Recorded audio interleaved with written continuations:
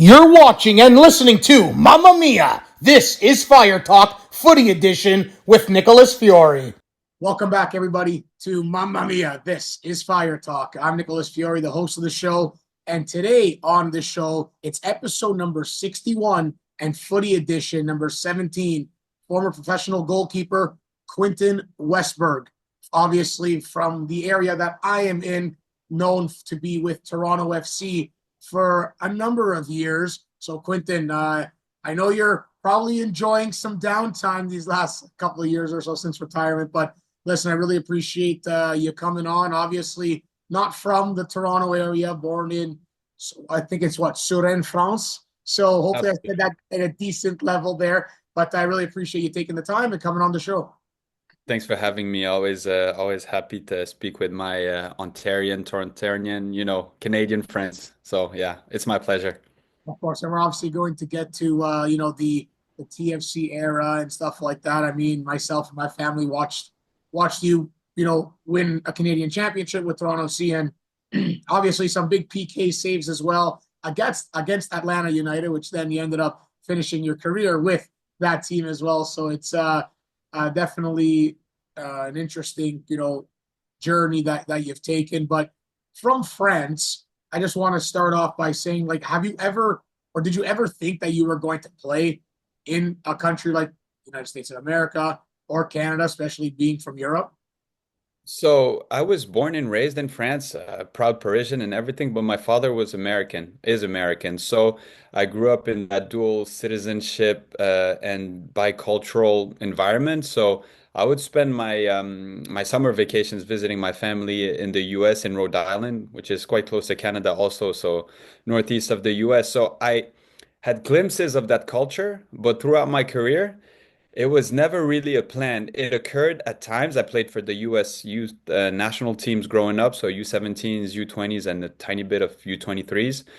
And there were moments where, I I could have gone to MLS, especially earlier, but just the seasons not being aligned and the MLS being the MLS at the time, and I had a long contract in my first club in France, and it never worked out because it was in the middle of two seasons, so it never made sense. It was a question at some point earlier in my career, but then it wasn't really until it became obvious, and until TFC came knocking, and within 2-3 months, a perspective that I thought was never going to be one became one, and a great one. You started in France, of course, with Troyes in 2006, 2010, Ligue 1, Ligue 2 as well. Talk about the experience of playing, professional football in your home country, and what the level and commitment and dedication is like. So turning pro it was the beginning of my career, but it was the end of my homegrown years, right? I was in Clairefontaine first, so I left my home when I was 13. And so it was already a process that had started when I was 13 years old. So it wasn't an accomplishment, because one thing that is clear, and that coaches and whoever has mentors and whoever has the best advice for you tell you, it only gets harder once it starts, right? So it's a little bit of a dream because you push the doors of a professional environment. But in the end, starting in my homegrown club where I had played youth level after Clairefontaine, so from 16 to 18, basically, I was playing for the U16, the U18s, the reserve team. I had the normal accelerated path of a promising youth player. On the side, I was playing with the youth national team. So my upbringing was quite linear, and then making it to the pros. And my path was that I was very soon with the pros at an early age, but I didn't start until 4 or 5 full years with the team. So there was a lot of learning in that, a lot of patience, a lot of figuring out my best self, my work ethic, all of this, being a young man also, with a lot of maturity on the one hand, but a lot of frustration on the other. So I never felt like it was like an accomplishment or anything like that, because I had been programmed since I was 13 years old to actually think that this is the path that I wanted to embrace. And I was just there. And at first I was surviving. And let's not lie, it's extremely competitive.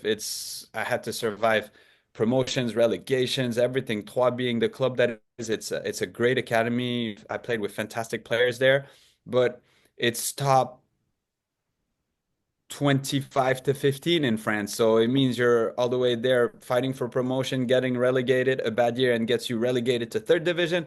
And then you need to go back up, otherwise the club bursts. It's like it was very interesting because if on top of the initiation to professional soccer, I had a big sense of responsibility and I learned a big sense of responsibility because the 1 year I start, if we don't get promoted, the club dies.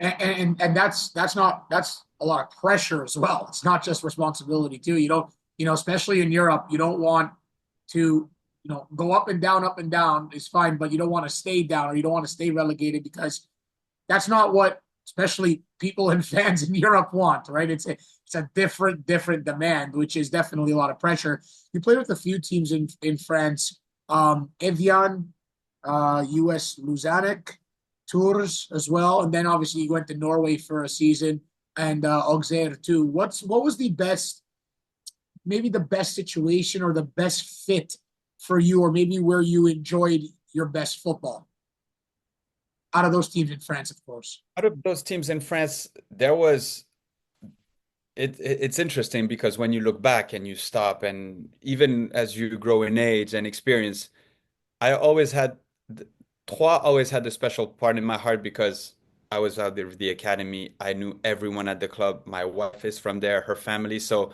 there was this special bond that I had with that city. And being a homegrown from the club, you represent a club and its values and everything. So, but I wasn't playing my best soccer in Troyes. The paradox is I played my best soccer in France probably for Troyes' biggest rival, Auxerre. But Auxerre came right before TFC. And I played really well there, but I wasn't really valued to that point because I wasn't necessarily part of the plan as I signed for the club, but I kind of made myself inevitable there. And in some ways, it's that unclarity of, hey, we value him, he's doing extremely well, but he wasn't part of the foundations that we had thought for the team. And this is maybe the position that allowed me to leave for TFC, where I was performing.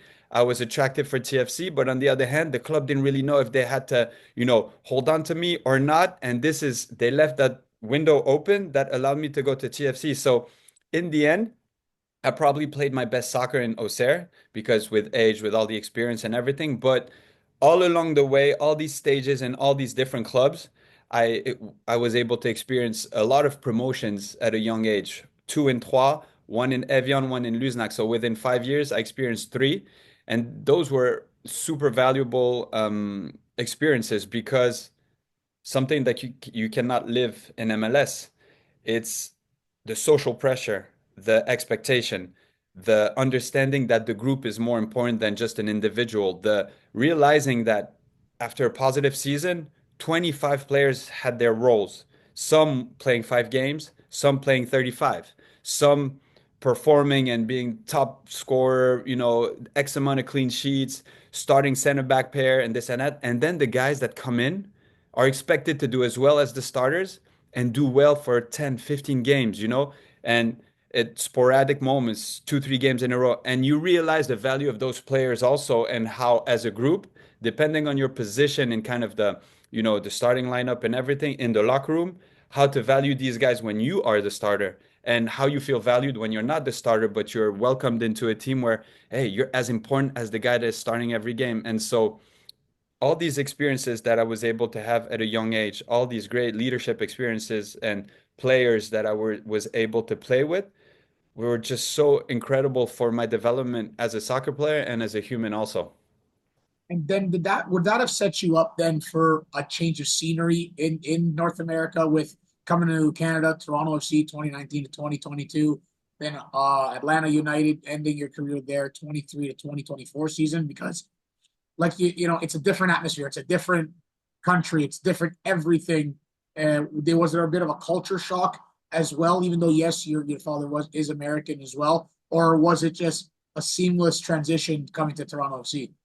No, it's a fantastic question because in the end, what people don't know, it's whatever your level, it's very hard to adapt to a new culture. And if prior to that, you have not learned that even every club that I played for in France were in different regions, and the culture for the club and the culture of the people and the expectation of the people is so different that you're learning, but you're not learning, you're developing as as an athlete, but you're developing as a man also, and it creates that adaptability. And I had to adapt to so many different parts of France, so different, so many different expectations and so many different levels and so many different locker rooms that going to TFC Canada, which is not the US, a different culture, but it was very similar to what I had experienced in Norway in terms of culture, in terms of value expectations, that honestly, it was almost like a perfect match. It's like, hey, listen, I'm walking into this building, I see respect, I see value of work, I see people not being overly loud and needing that much attention. It's like, wow, I love it here. Is it like this really? And then as you scratch a little bit, it's like, whoa, I see things the same way. Whoa, I see this the same way. Hey, this is how it's done. This is, and so it's almost like all my previous experiences in France helped me adapt in a place that was a lot like me also, that felt like the right fit. So I was the furthest I had ever been from home, but it felt the closest to home, if it makes sense in some way. So yeah, my previous career set me up for a perfect and quick moment of adaptation to TFC. And then right from the start, I was able to be the best version of myself and give the best version of myself, which is two different things when you look and you think about it. And obviously, you were comfortable and leading the way for the Canadian Championship back in 2022. What was that like winning a trophy, out of your home country and just, trying to give something back to Toronto FC fans? Yeah. In fairness, I think the 2019 and 2020 years were more valuable. And in fairness, we won in 2022, Yeah. but it was the 2020 final. And it's fun that we kind of, it was like a delayed victory, but I think it belongs to the 2022 group, 2020 group, in fairness, because it was the culmination of a great group, great soccer, and potentially, the best atmosphere that there was. What I mean by that is, of course, as I walked through these doors at TFC, people were talking about the 2017 season, and hands down one of the greatest in MLS history. But as you look back at it, and maybe tell me if I'm wrong, it feels like it's the victory of two, three, four individuals when you look back.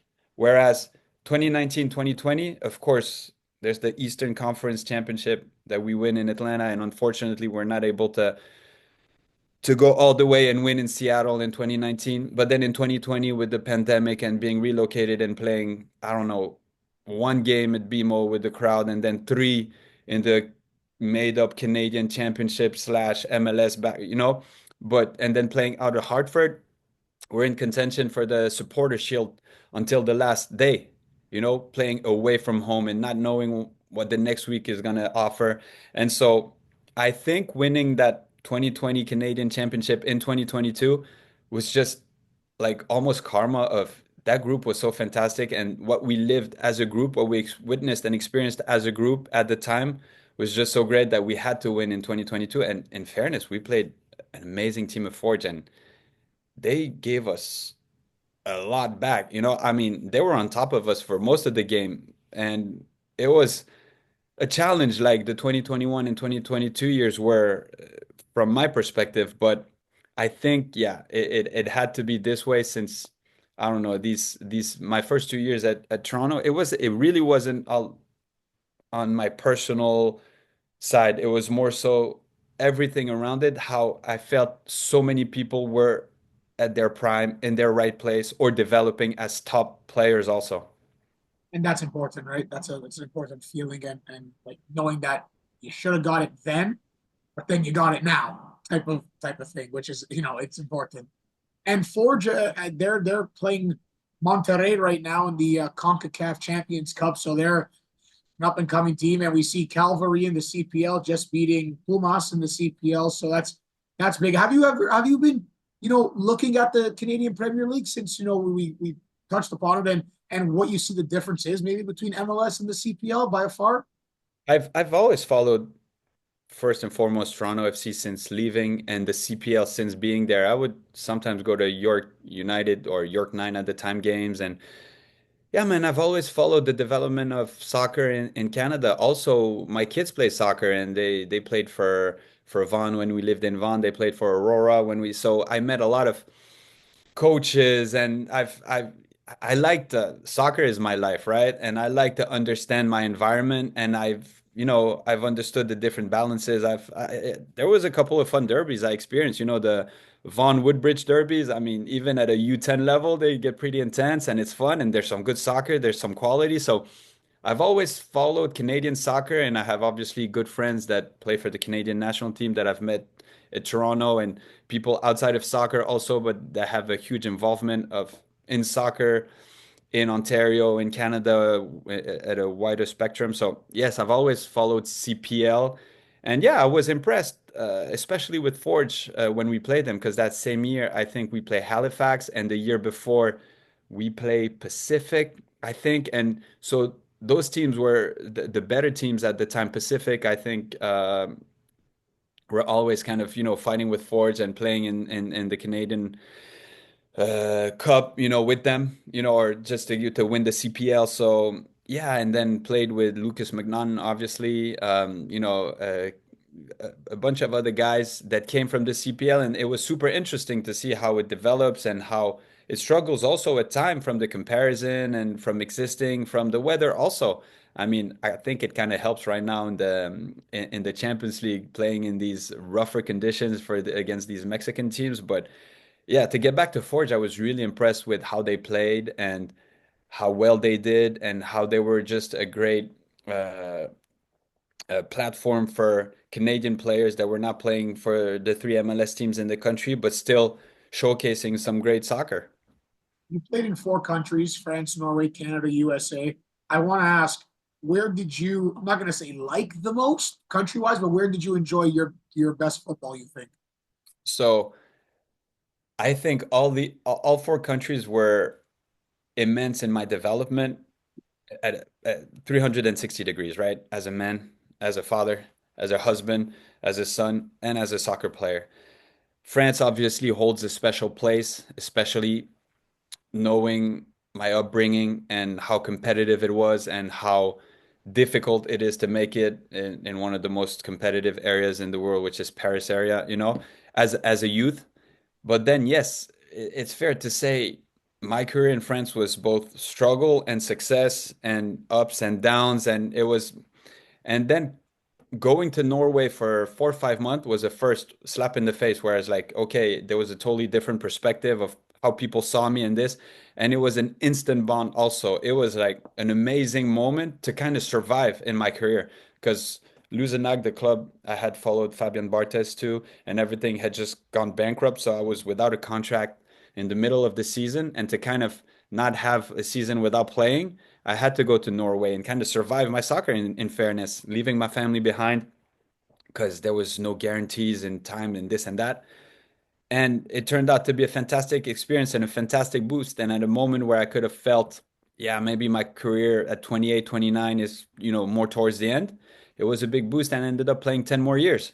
So Norway was a first glimpse of, playing abroad and everything. And obviously Canada was a fantastic moment. I mean, I'm so happy I experienced what I experienced both on and off the field in Toronto, the special bond I had with neighbors in my neighborhood, where I lived, and with people at my kids' school, with people at the club, with all over the place. I mean, I Canada is such a special place for me that yeah, I think I was meant to play in Toronto at some point, and it's all good memories. I still follow very closely everything related to the city. I mean, I still have CP24 notifications, so that's how crazy it is. But yeah, it's just fun. I really cherish my time there and all steps along the way, mind you.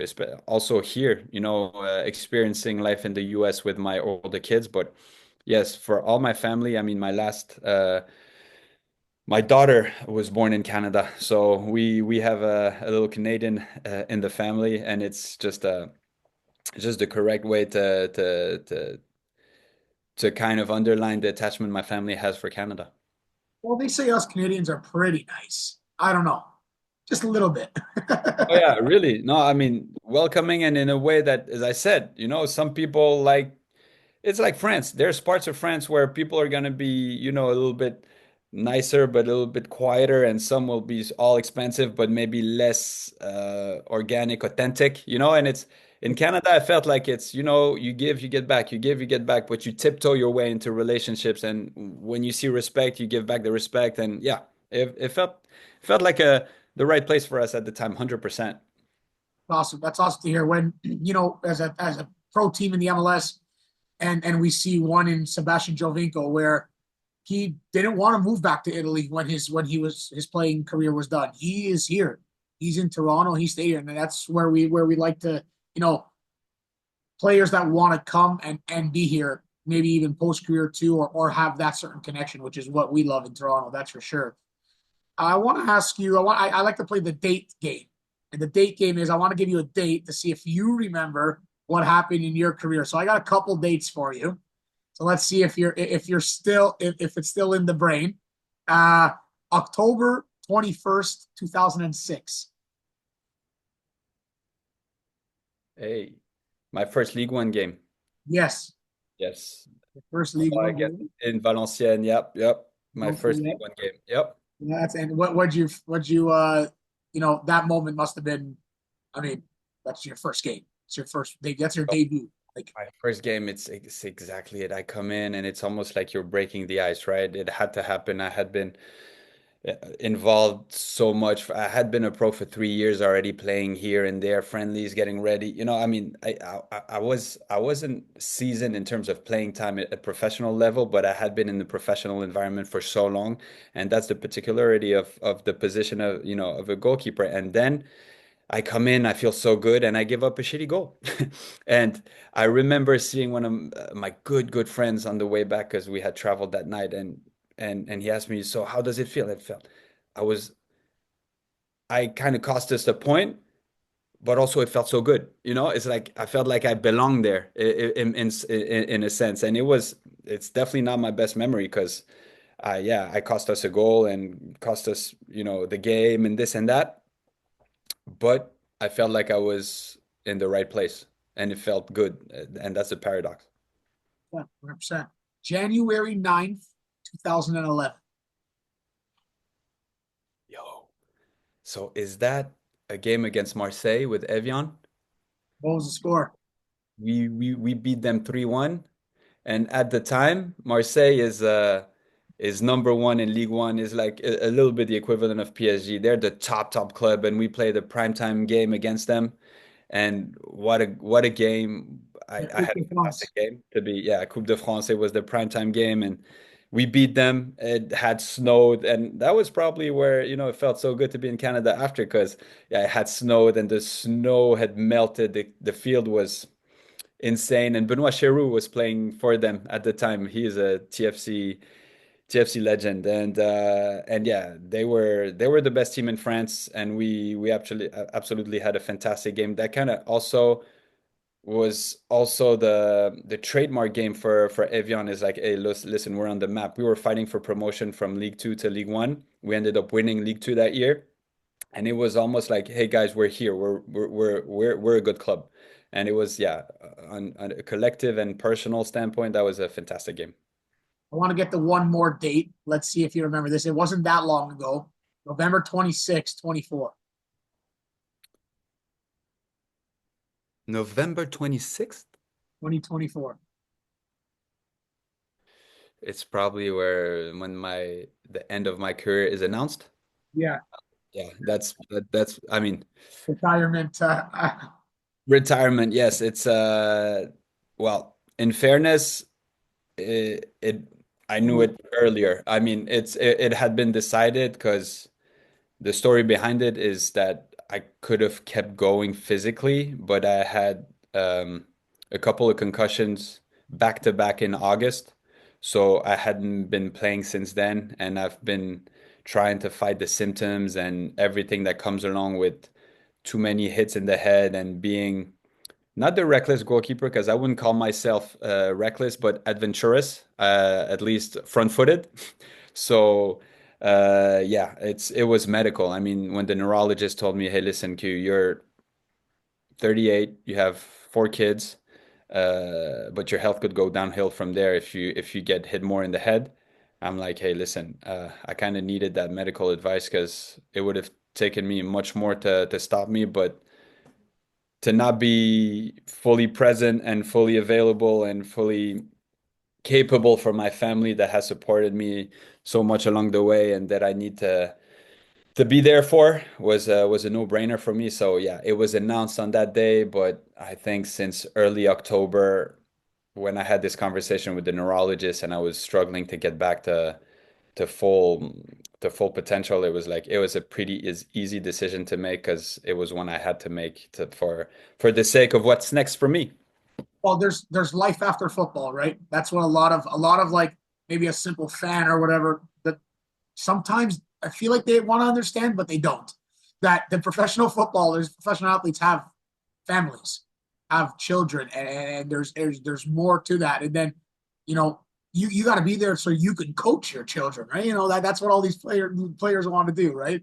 For me, I would sit back and just let other people coach just to make sure, because I'd be too crazy. I'm already a coach now in youth soccer in Toronto, so. But no, it's true. There's life after, right? And you have to understand that maybe you don't want to, but you have to, and there's a difference, right? I want to talk about quickly. We talked about how you ended up coming to Toronto, but what did you know about Toronto and Canada, if really anything, before you came here? Oh, yeah, it's a great question also because we're all different, right? Some people get the opportunity and then they look at what's ahead of them, right? I've always followed soccer. I mean, I still follow third division in France. I follow amateur soccer. I mean, I end up watching the most crazy games. I was watching preseason in MLS 2 days ago. I don't know why it's in me. I'm very curious. There's players that I like, and then I keep digging and this and that. And so Toronto is different because MLS I've always kind of followed, and then I dropped a little bit more. But then Toronto had a lot of French players and some ex-teammates of mine also. So Toronto I followed, and then I had played with a bunch of guys that were there already, and I always, had a close eye. And then yes, I had friends that went and played there, or guys that I knew. So I knew of Toronto, the club, in more than from afar. I had some insights and everything. And as soon as that I heard that they were interested in me and the conversation started, I was able to, hey, listen, all these friends that I have that have played there or still play there. And I even had at the time Chris Mavinga reach out and say, hey, I heard, coach came and talked to me about you. Hey, you need to come and this and that. So I had long conversations and it wasn't hard for people to sell me the club. And it was even easier to sell me the city because all the feedback that I had was like fantastic and everything. And in fairness, I've played in shitty places, geographically, and I loved it there. So going to Toronto is even easier because I think Josie said it to me once, and I think he's spot on. It's like if it's the best well-kept secret, Toronto is such a well-kept secret, whether it's a club, whether it's the city. It's so underrated that once you go there, it's like it leaves a stamp, it leaves a mark, right? So I already knew a lot about the club. I knew about Greg Vanney because he had played in France. I knew the player. I knew so many players that had played there. I had played with Mike Bradley when we were 15. Uh, Josie, we hadn't played together, but he was part of the same, youth development through the youth national teams and everything. Chris Mavinga, we had played in the same clubs at different times. I mean, and as I walked in, Laurent Simon and Benoit Cheroux had played for Auxerre, had played for Toronto. I had played against them. So there was all these, convergence of Damien Perkis, Ahmed Kantari played and gave me feedback. So Damien Perkis told me, and this is also, as you grow and develop a network and have friends or at least people and you have good relationship, he said, hey, Toronto was a bad experience for me because I didn't do extremely well there, but what a club and what a city. And this is fantastic in time where people are able to self-assess and say, hey, it wasn't the best for me in terms of my career, but what a club and what a place. And this, I kind of use as example of, okay, how do you want to behave when things go well, but even when things don't go well? And the best advice I had was from someone who didn't have the best, you know, time there but he was able to recognize that the club and the city were just fantastic. Great. That's unreal to hear because I think TFC Toronto, I think we're still very underrated, but also people know where Toronto and who Toronto is now as a city too. And so it's a very weird middle ground, if you want to call it. Uh, I want to get to some quick rapid fire stuff with you. But before that, I just want to ask you your favorite professional moment or memory. There are a bunch. There are a bunch, but a lot of them were more, group moments. When the whistle blows and you're promoted, those 4 moments I experienced when you're on the field and the whistle blows and after 33, 34, 35, 36 sometimes games, just the hard work of a season, the great behaviors, the struggles, the ups, the downs, you eventually pull a city and a club to the next division was something special.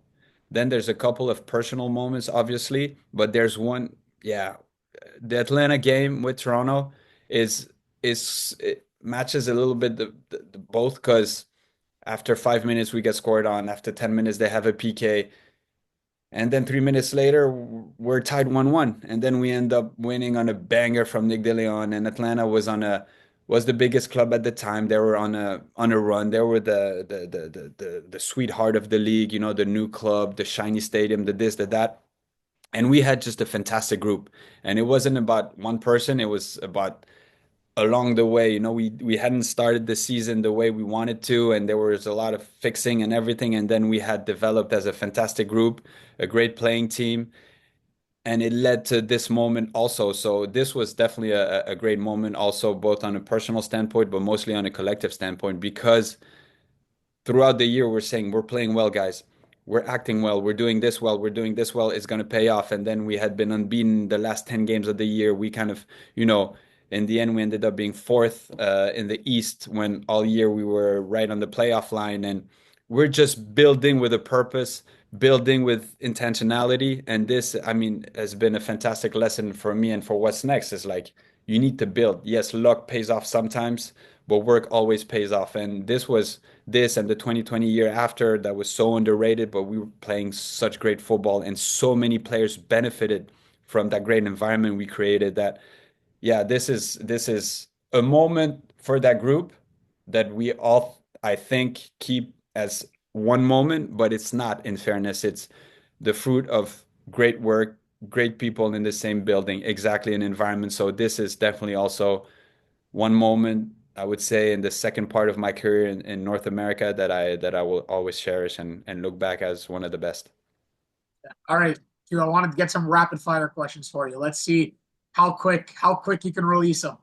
Is Toughest. that right with the dates already, huh? The dates is The my dates, you're so three. You're 3 for 3. We're flying there. You're good. 3 for 3. Let's see rapid fire. Toughest shot to stop. Teammate, non-teammate. Game, training, doesn't matter. there's a Too couple of many, guys. right? Too many. No, too many for sure. There's a bunch of guys with rockets. That would be in France. A couple of guys with bombs. Yeah. Then Pozuelo, his special, being able to hit with his right and his left.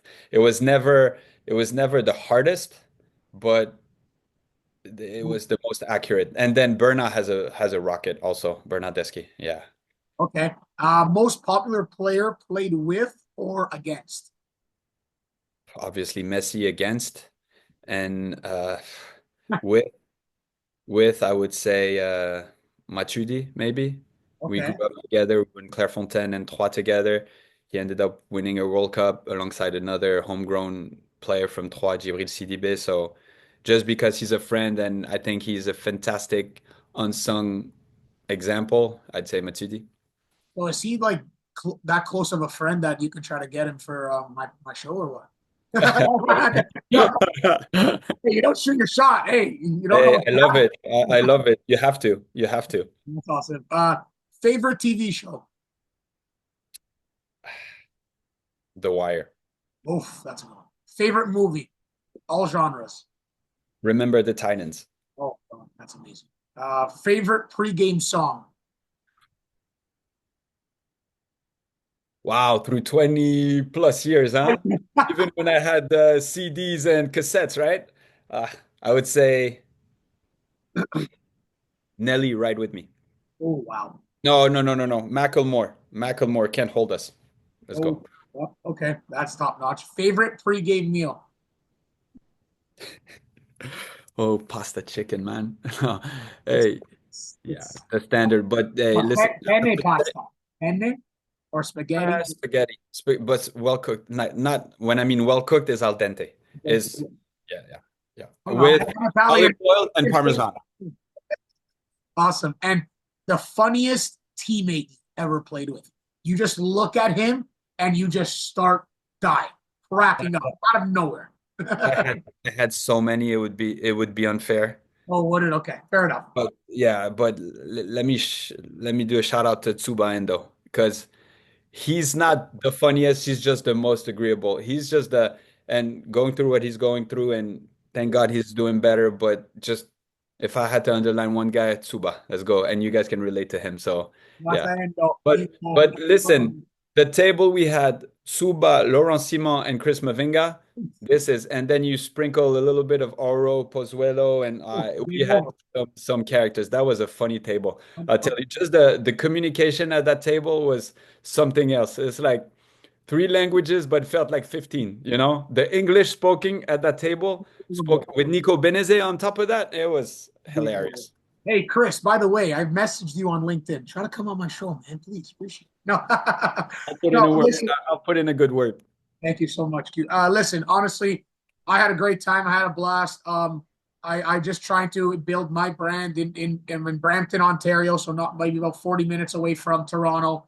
But I really appreciate you coming on, Quentin. I know you've had a great career and you've had a lot of ups and downs, which you've expressed throughout this. But that's what my show's all about: bringing you back in time and bringing you back in your career. And my show's about the guest and all about you. So appreciate you taking the time, coming on my pod, coming on the show, and best of luck in your future with your kids, with your family. Appreciate you, man. But hey, just one thing. You really told me what Brampton, Ontario was. Like, I don't know, It's There's like, too many of us from Brampton now. There's too many of us. I don't know what we're drinking. I don't know what's in here, but there's too that many. was funny, man. That was funny. Yeah. Hey, congrats and good luck to your podcast. Thank you. Thank you, everyone. This was episode number 61, Footy Edition, number 17 of Mamma Mia. This is Fire Talk with former professional goalkeeper in the football world, Quentin Westberg, and obviously in our area known as the starting goalkeeper for Toronto FC from 2019 to 2022. This episode was sponsored by The Bottom Line Restaurant, 22 Front Street, downtown Toronto, Toronto's classiest sports bar. I'm Nicholas Fiore, host. More episodes coming, more Instagram lives coming. Quentin Westberg, I'm Nicholas Fiore. Mamma Mia. Until next time, ciao. That was Mamma Mia. This is Fire Talk, Footy Edition with Nicholas Fiore. Thank you for watching and listening, and stay tuned for the next episode.